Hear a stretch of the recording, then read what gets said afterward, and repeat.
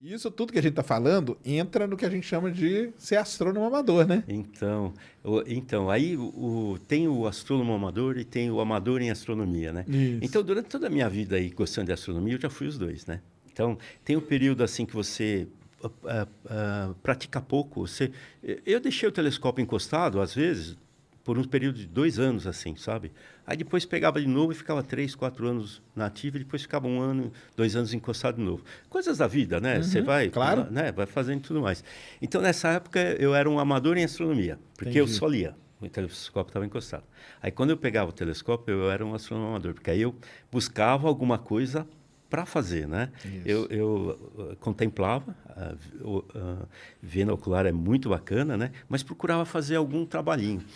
Tinha, na época que eu mexia assim, tinha a REA, você deve lembrar. Claro. Pô, a REA era maravilhosa, ela soltava uns boletins, eu não lembro se semanal ou quinzenal, né? Eram projetos de observação. Isso. Então vinha ali a história do projeto que eles estavam propondo, né? Como fazer, ensinava, dava todas as dicas, né? Tinha gabarito para você desenhar, medir, não sei o quê, né? Então você Exatamente. seguia os projetinhos, então você participava, você pegava informações, É isso mesmo. né? Não tinha internet, preenchia, dobrava, correio Correio, isso mesmo. e mandava o pessoal lá. Aí eles publicavam os repórteres, né? E foi nessa época que eu observei o impacto do cometa Isso. Aí Shoemaker-Levy. vamos chegar nisso. Aí chega o ano de 94, né? Isso, E 94. os astrônomos descobrem um cometa que ia bater em Júpiter, né, cara? Então, foi um impacto anunciado, né?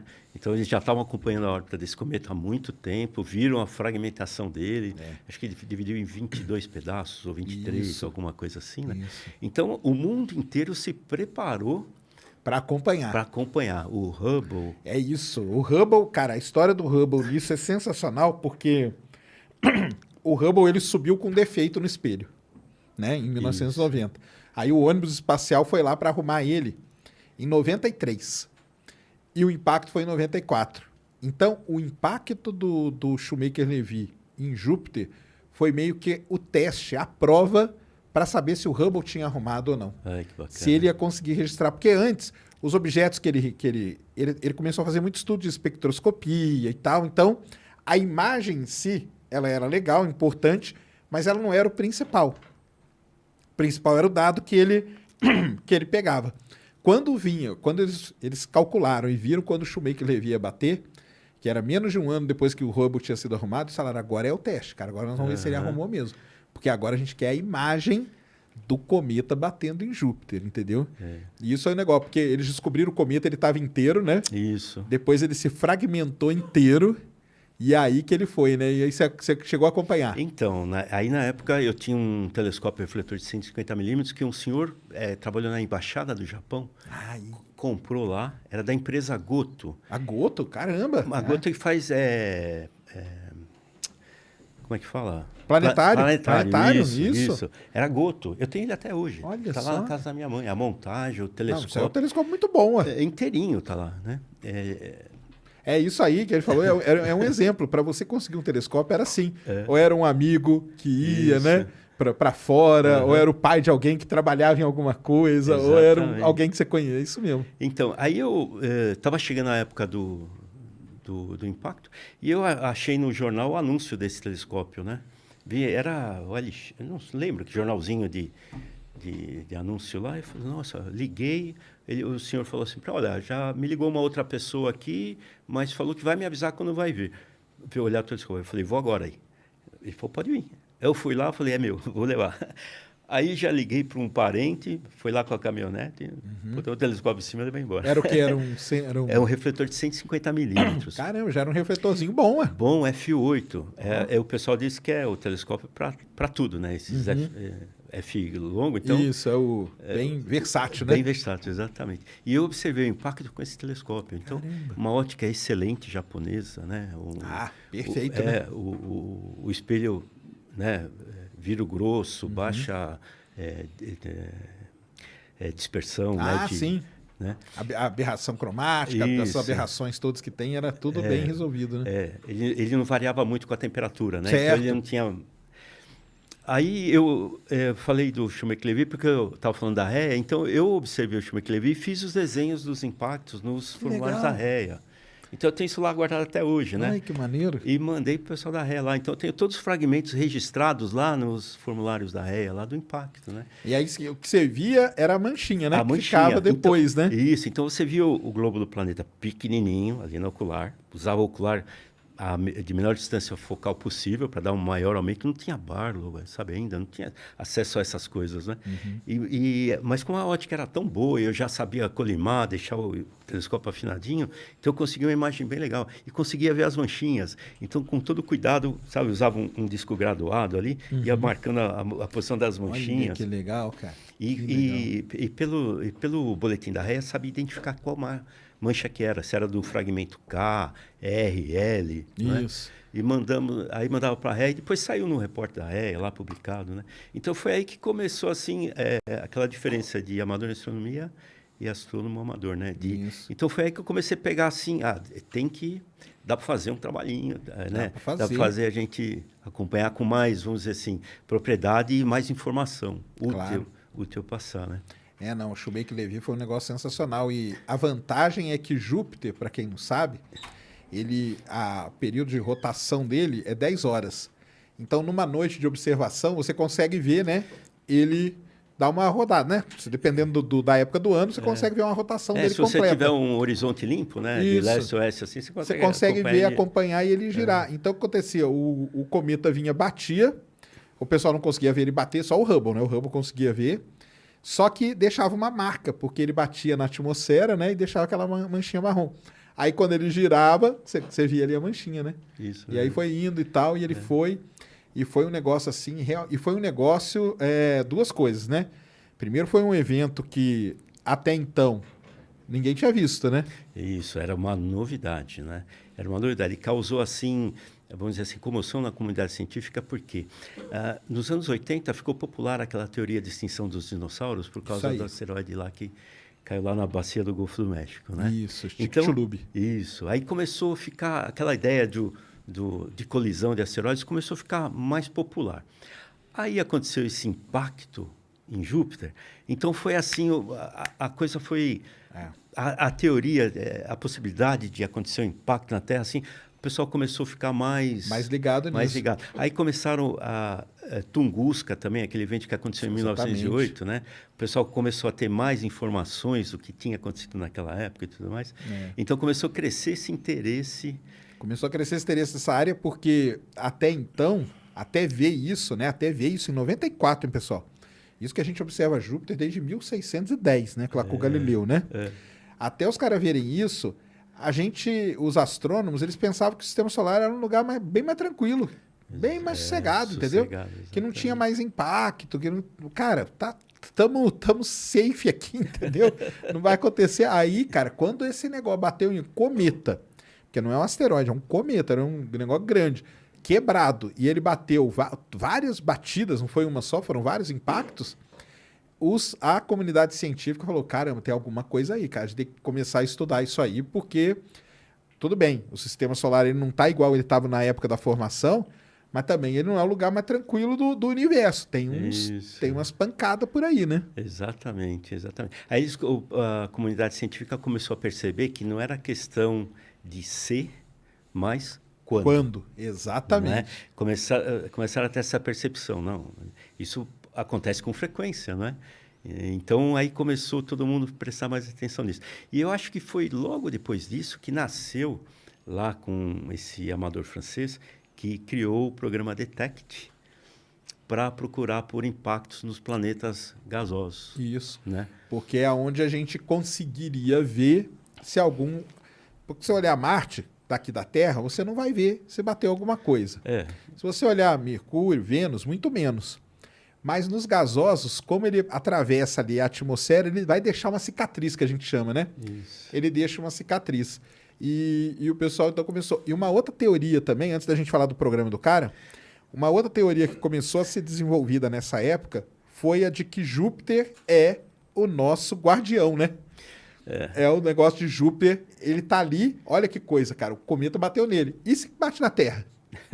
Entendeu? E aí o pessoal começou a estudar e falou, caramba, olha, Júpiter ele é um planeta que ele acabou ajudando. E isso tem todo um impacto aí na galera que gosta de estudar e de ler sobre vida no universo. Não basta você achar só um planeta, você tem que achar, é aquilo que eu falo, tem várias variáveis. Uma delas é que ele tem que estar num sistema onde você tem um planeta muito grande que defenda ele de impactos, porque senão a vida acaba de tempos em tempos, igual aconteceu com os dinossauros. 66 milhões de anos atrás, 75% da vida acabou.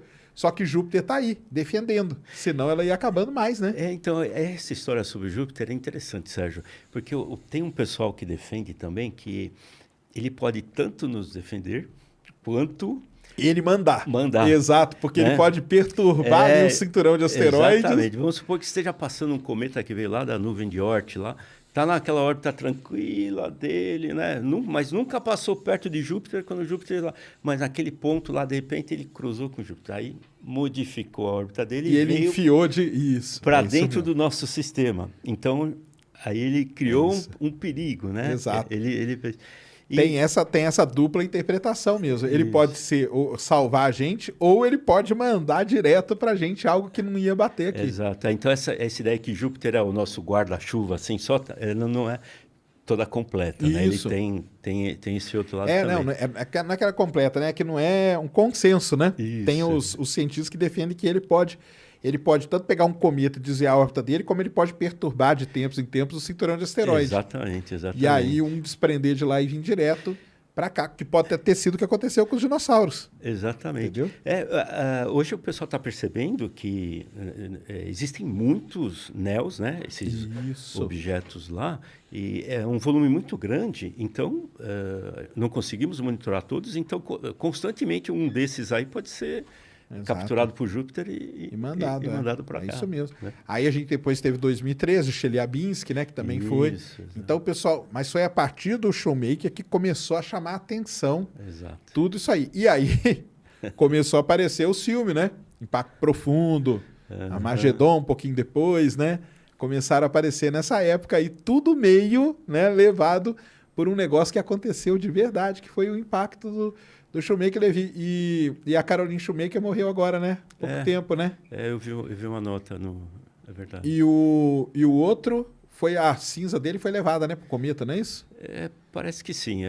Acho que é isso, né? Acho que quem falou aqui, acho que foi o Douglas, cara, que falou aqui, ou o Lucas, que acho que foi a cinza dele foi levada pro cometa, né? Na Roseta, eu acho. Então... E a Caroline Shoemaker acabou de morrer, né? De falecer, né?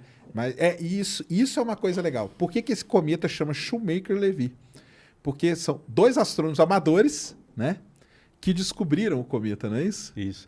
Parece que o Levy, na época, lançou até um telescópio com o nome dele. Aproveitou a onda, né? Aproveitou a onda. Tá certo, Foi um negócio assim.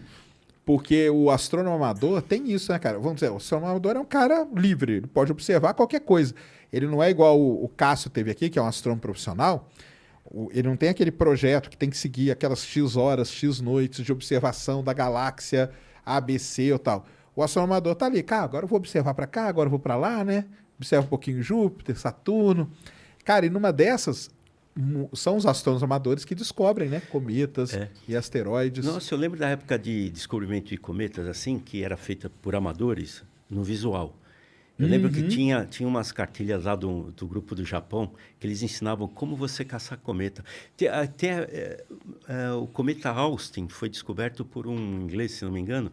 Era o método visual. Quando você observar, você tinha que usar um binóculo de grande abertura ou um telescópio de espelho grande e F curto, que dava, né, um campo bom grande, pra ver. Bom, bastante luz, né? Então você tinha que observar quando o sol se punha ou um pouco antes do nascer. Aí você tinha que fazer uma varredura, exatamente. Não é? Então eles ensinavam esse método e muitos cometas foram descobertos por amadores assim. Eu lembro desse Austin, acho que foi em 1993, alguma coisa assim. Um amador lá descobriu com um telescópio desse, sabe, fazer essa varredura do céu. Então, imagina assim, naquela época, né, o pessoal gastava horas, se programava, ia lá por amor aquilo mesmo. Exatamente. Não é? Hoje você imagina alguém caçando cometa assim no olho do telescópio. Mas esse negócio de caçar cometa desse jeito é muito legal, porque hoje tem os grandes projetos, Pan-STARRS, aquela coisa, que eles aplicam essa técnica. Só que é automático, né? vai varrendo e tem o programinha ali que vai vendo na hora que detecta uma. Tanto que hoje a maior parte hoje deu uma mudada, né? Os cometas estão sendo descobertos por esses grandes projetos sim. e tal de varredura do céu, né? Porque eles têm a magnitude limite deles Isso. Né? Longe dos nossos equipamentos, né? Exato. Mas aquele interestelar foi descoberto por um amador, o Borisov lá, né? Isso, O Borisov foi, né? É. Então ainda continua, ainda tem a galera que são os caçadores de cometa. E no Brasil a gente tem, né? O Cristóvão Jacques, a galera ali, né? Exatamente, que descobriram lá E o Cristóvão até contou essa história aí. Parece que depois disso, o pessoal lá da NASA recalibrou os telescópios deles para poder captar objetos de magnitude menor, porque aqui no Brasil tinham pegado e eles não, né? Exato. Então, criou Criou uma... Opa, o que está acontecendo, né? Criou um assunto lá. Exato. Não pode, né, cara? Os caras lá no Brasil estão pegando isso? Exatamente. E arrumaram. É isso. Então, é o impacto, né, cara, que a astronomia, né, amadora, né, que o astrônomo amador tem, né, na astronomia profissional. É um impacto gigantesco, né? E voltando no cometa de 94, aqui no Brasil, anunciado o mundo inteiro, não sei o quê. Então, e eles pediram para os amadores, né? Pediram, então. E aqui no Brasil, o pessoal da REA já tinha câmera CCD. Acho que foram os primeiros a ter câmera CCD no Brasil. E eles aqui fotografaram, registraram o cometa também, né?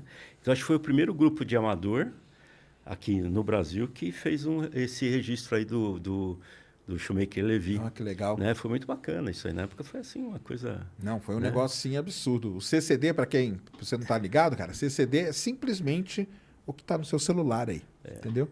Aquele sensorzinho ali, ele foi desenvolvido graças à astronomia, entendeu? Então tá aí. Nos primeiras câmeras astronômicas e tal, usavam o tal do CCD, usa até hoje, na verdade, né? Exato, Só que hoje muito mais desenvolvido. E aí o pessoal conseguiu colocar no seu celular aí, você que fica fazendo sua foto aí no Insta. Então, é isso aí. Você está usando um negócio que veio da astronomia. E o pessoal põe bastante o celular com adaptador no telescópio ali. Tira umas fotinhas. Tira umas fotinhas legal pra caramba. Então, porque antes o que o pessoal fazia? Você tinha que pegar a máquina de filme e acoplar ali no telescópio, né? Isso. E aí fazia daquele jeito que a gente já falou. E aí o Shoemaker-Levy veio e deu aquela pancadona em Júpiter, foi um negócio assim. Eu tenho a revista Science. Na época, cara, publicou um volume especial sobre isso, porque aí o pessoal começou a estudar. Foi a primeira vez que se conseguiu ter uma ideia de como que era a atmosfera de Júpiter, profundidade de nuvem, profundidade de várias coisas, gases, porque aí o pessoal começou a olhar para aquele impacto, jogava o espectrômetro ali e tirava, né, a análise toda química daquilo. Então o pessoal começou a ter uma ideia de coisa que a gente nem imaginava como era Júpiter, graças ao impacto, porque ele furou as nuvens e aquela furada que ele deu pra gente, revelou muita coisa, né? Então foi um negócio muito importante. Além desse negócio do impacto e tal, teve esse outro lado também, né? Exatamente. Então, aí, voltando aí nessa época, aí eu comecei a perceber que a área planetária para a astronomia amadora era muito interessante. Até mesmo a Lua, né? Para você procurar pelos FLTs, os fenômenos lunares transitórios. Isso. Não é? Até procurar por impacto na Lua. Então, observar a Lua era muito legal. Os planetas, muito legal. Então, você não precisava ter um equipamento caro e sofisticado, porque tinha alguma coisa ali no seu quintal que você podia fazer. Mas aí, nessa época, quando você viu isso, você começou a se apaixonar por esse negócio de detectar coisa mesmo? Pela área planetária. Pela área planetária. Aí eu comecei, sabe? Eu falei, mas sem a intenção de detectar. Sem. Ainda não tinha nascido em mim isso aí, né? Eu ainda não tinha visto o Detect, eu ainda não conhecia. Eu fui conhecer alguns anos depois, né? Então, na área planetária é um lugar que dá pra gente trabalhar. Né? Dá pra gente fazer alguma coisa assim. Então, eu fui indo lá e fui trocando telescópio, um melhor. Aí já pegou uma CCD? Então, a primeira câmera que eu tive foi uma webcam, a SP900 da Philips, que na época ela era considerada a melhor webcam para astrofotografia. Alguém descobriu lá, né? Aí tirava, dentro tem uma lâmpada que ela fica acesa quando está funcionando, né? Isso. Então o pessoal desmontava. Sempre tem uma gambiarra, né? É isso aí. Astrônomo amador, cara, sempre tem uma gambiarra. Aí já tinha internet, né? Já tinha uns sites que mostravam como é que você fazia. Eu comprei uma webcam dessa, tirei lá a lâmpada lá e comecei a tentar fazer imagem de Júpiter. Aí que eu comecei a começou a nascer em mim essa coisa de fazer astrofotografia de planetas, né? Ah, que legal. Ente- E até hoje, viu, pessoal? Para quem quiser, tem muita gente que faz astrofotografia e boa com webcam. Sim. Tem umas webcams hoje que você desmonta ela assim, o pessoal já coloca, passa a fita, é a gambiarra sempre tem, né? Aham. Passa a fita ali e ela fica, cara. Porque aí já joga Exatamente. direto pro computador, É, né? põe o ocular ali, né? Junta o ocular Isso. com a câmera. E o legal disso é que ela começa a te dar um aprendizado. Exato. Porque, assim, é o cara que quer dirigir uma Ferrari, mas ele precisa aprender a dirigir no Fusca. Exato. Não é? Ele tem aquele aprendizado, né? Não dá para sentar e sair, exatamente, É, pilotando, né? Ex- Isso mesmo. Exatamente. Então ela vai te dando aquele aprendizado, né? Como é que funcionam os programas, como é que funciona o telescópio, sabe? O que você tem que mexer, não tem? Aí vai crescendo, né? Mas no começo, assim, era muito ruim. Eu fazia umas imagens assim, sabe? Que não conseguia fazer imagem boa, né? Entendi. Eu falava, mas eu tenho que aprender. Eu vejo a imagem do pessoal assim, né? E insistindo, aí foi melhorando devagarzinho. Aí da SP900 eu passei para uma DBK, uma câmera. Uma webcam também. Não, já era uma Aí câmera. já era uma câmera. Era uma câmera voltada para planetária, Ah, sabe? legal, Já era, legal. Isso foi em 2012. Ah, Aí tá, já aí estava já- em 2012. aí tá? já- E em 2012 eu achei esse programa Detect aí, do francês. legal. Achei lá na internet e tudo mais. Mas para mim ainda era uma coisa muito distante, sabe? Sei. Ainda era uma coisa, porque eu ainda estava tentando fazer as imagens planetárias lá, né? E partir para aquilo lá. Então eu conhecia, namorava o site, olhava e tudo mais, mas ficava ali tentando aprender a fazer essa fotografia.